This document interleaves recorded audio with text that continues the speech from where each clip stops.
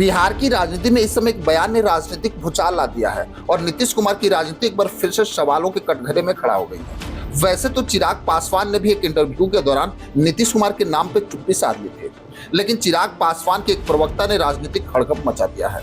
लोजपा रामविलास के प्रवक्ता अरविंद वाजपेयी ने एक बयान देकर सनसनी मचा दी है। उन्होंने साफ शब्दों में बोला कि इस बार सीट तय करेगी कि बिहार का मुख्यमंत्री कौन होगा, क्योंकि नीतीश कुमार की पार्टी का एक नया स्लोगन आया है कि 2500 या 30 फिर से आएंगे नीतीश।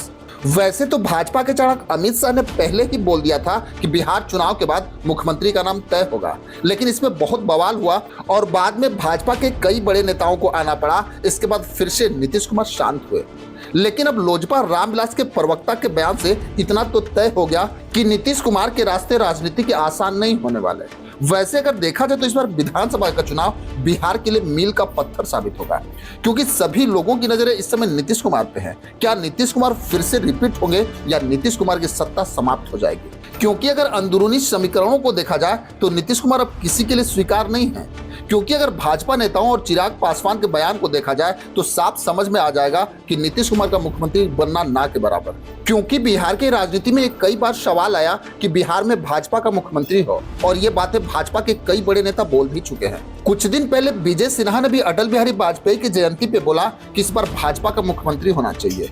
वैसे तो इस बात को भाजपा अध्यक्ष भी बोल चुके हैं, लेकिन सबसे बड़ा सवाल है कि भाजपा किसको मुख्यमंत्री बनाएगी, क्योंकि भाजपा के पास 3 चेहरे हैं जो मुख्यमंत्री के लाइन में खड़े हैं। पहला नाम है सम्राट चौधरी का, लेकिन इनको जब भाजपा ने प्रदेश अध्यक्ष बनाया तभी भाजपा कई खेमों में बट गई। वहीं अगर दूसरे नाम की बात की जाए तो वो है विजय सिन्हा। विजय सिन्हा की राजनीति में अपनी कोई वजूद नहीं है। अगर इनके नाम से भाजपा का सिंबल हटा दिया जाए तो इनका कोई राजनीति में मतलब नहीं है। वहीं अगर तीसरे नाम की बात करें तो वो है दिलीप जायसवाल, जिनकी छवि एक शांत नेता के रूप में होती है, लेकिन इनका जानाधार बिहार की राजनीति में कुछ नहीं है। लेकिन भाजपा हमेशा किसी भी राज्य में वैसी कार्ड खेलती है जो भाजपा के लिए फायदे का सौदा हो।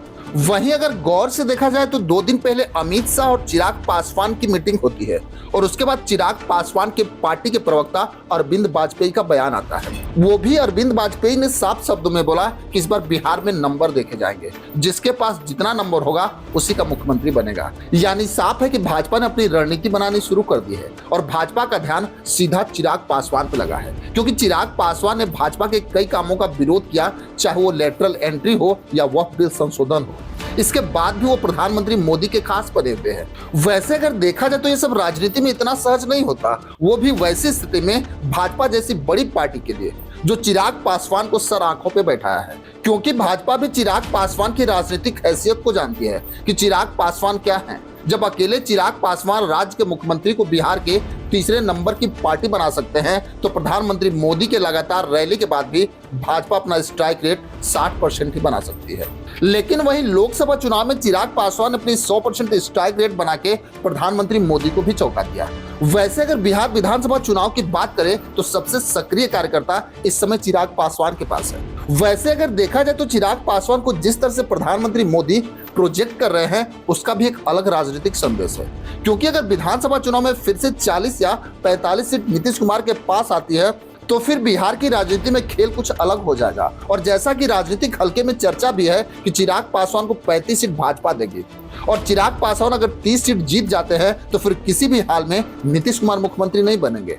वैसे तो अरविंद वाजपेयी का बयान मतलब चिराग पासवान का बयान है, क्योंकि अरविंद वाजपेयी एक ऐसे लीडर है जिनका चिराग पासवान की पार्टी में एक मतलब होता है, क्योंकि अरविंद वाजपेयी का संबंध चिराग पासवान के पिता केंद्रीय मंत्री रामविलास पासवान से भी अच्छे थे, और अरविंद वाजपेयी के बयान देने का मतलब है कि चिराग पासवान का अंतिम फैसला है। वैसे देखना यह बड़ा दिलचस्प होगा कि नीतीश कुमार इस बयान के बाद क्या करते हैं, ये तो आने वाला समय बताएगा। खैर, इसमें आपकी क्या राय है हमें कमेंट बॉक्स में जरूर लिखेंगे। बस आज के लिए इतना ही, फिर मिलेंगे। जय हिंद।